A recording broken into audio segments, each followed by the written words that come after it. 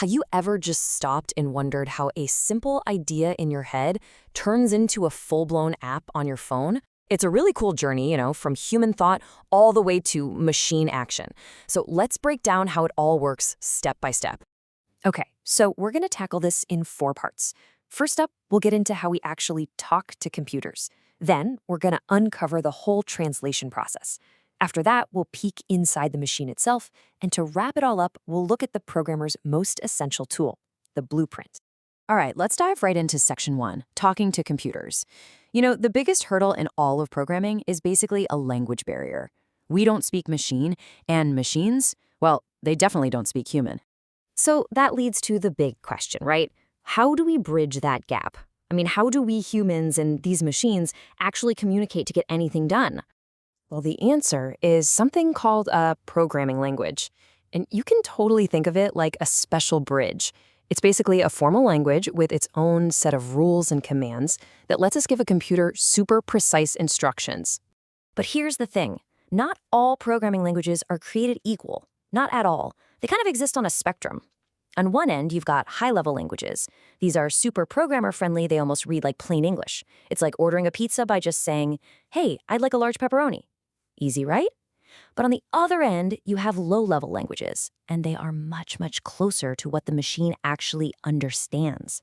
This is like giving the chef a ridiculously detailed step-by-step guide in binary code. So yeah, it's pretty clear that the high-level approach is way simpler for us humans. So it's really no surprise that most developers today stick with high-level languages. Think Python or C++. They're just so much easier to read, write, and maintain. You don't have to be some kind of hardware genius. And trust me, finding mistakes, well, it's way less of a headache. Okay, so let's move on to our next big topic, the translation process. We've written our instructions in this nice, human-friendly language. But how does the computer actually understand any of it? How does our code get translated into something the machine can use? This whole process is called compilation. And what you're looking at here is a great map of how it works for a language like C. Our human-readable source code has to go on a 4-phase journey just to become a file the machine can finally run. So let's break that down. First, you've got the preprocessor, and its job is to just get the code ready. Next up, the compiler steps in and translates it into this intermediate language called assembly code. From there, the assembler takes over and turns that into object code. We're talking the actual ones and zeros, the machine instructions.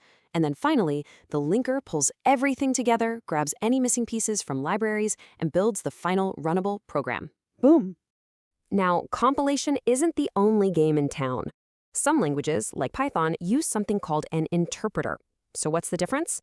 Well, a compiler is kind of like translating an entire book all at once before you can read it.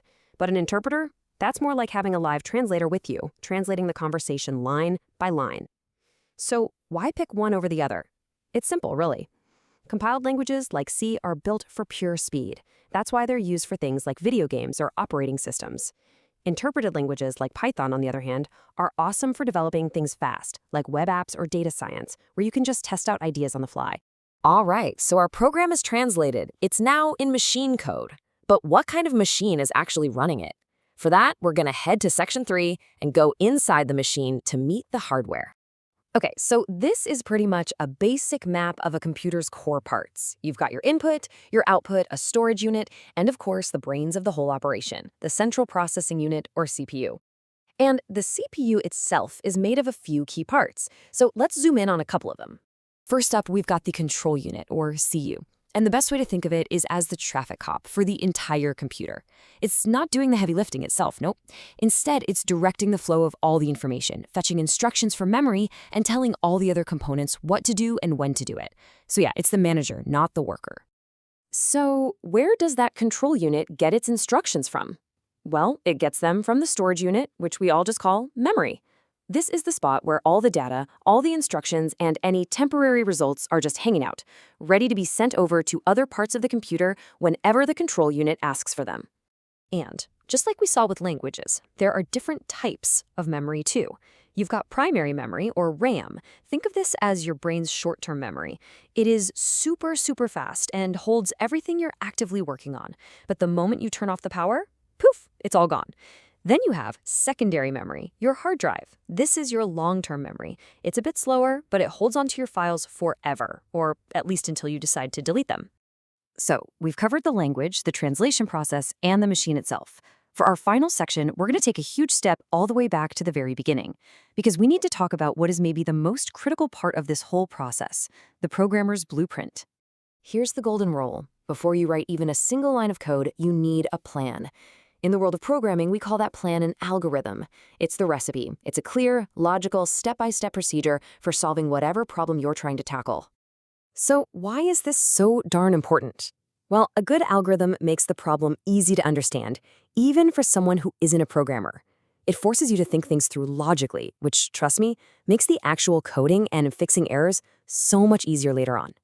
At the end of the day, it's all about breaking a big, scary, complex problem down into small, solvable chunks. And you know what's a fantastic tool for designing and really understanding these algorithms? A flowchart. It's a way to literally see your plan. It's a picture of all the steps and all the decisions your algorithm is going to make. Check this out. It's a great example. This flowchart here maps out the entire logic for a simple task, finding the smallest of 3 numbers. You start at the top, you input the numbers, and then you just follow the arrows through a series of if this, then that decisions until you get your answer. It's literally a visual roadmap of your program's logic. You know, one of our sources really hit the nail on the head. It says, a flowchart is an excellent way of communicating the logic of a program. And that's so true. It makes your plan crystal clear, not just for you, but for anybody else on your team. And that really brings us to the main takeaway of this whole thing.